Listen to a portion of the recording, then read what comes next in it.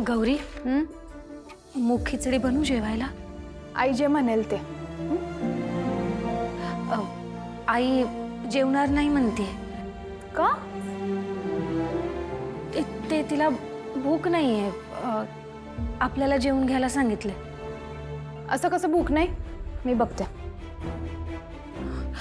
गौरी झोपलीये आई, आराम करू दे तिला. शारदाताई, काय झालंय? खरं खरं सांग.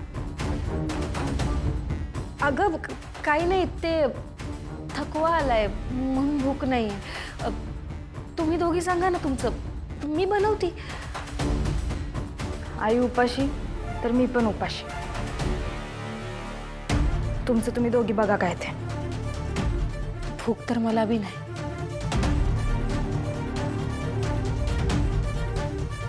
मला पण नाही भूक. ठीक आहे, आज स्वयंपाक बनवायलाच नको.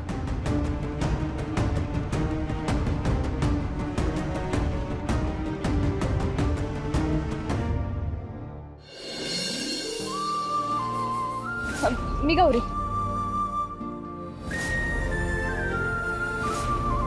थँक्स.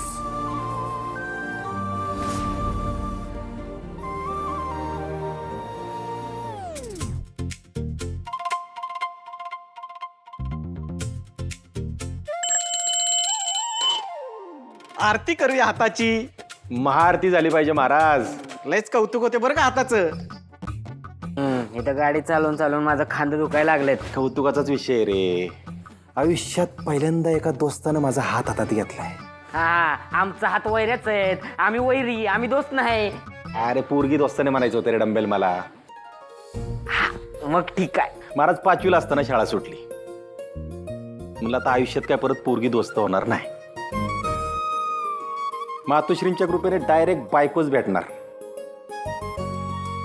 पण महादेवाच्या कृपेने पोरगी दोस्त मिळाली. होय होय. मग जिक्स दोस्त नाही वय. चांगल्याचा मूड कशाला खराब करायला आहेस? कडवच आहे, त्याचं काय ऐकू नका, माझं ऐका. तुझं काय करा?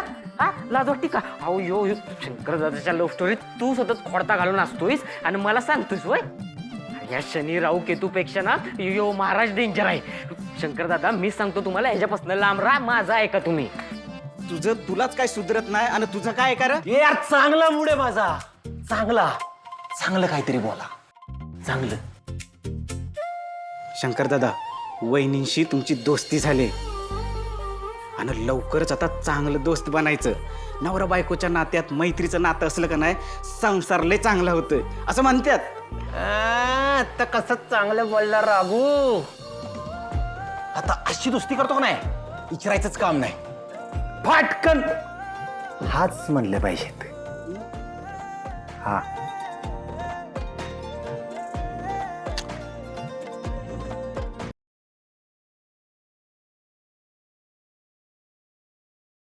नात्यात जपतात एकी कृष्ण इचाले की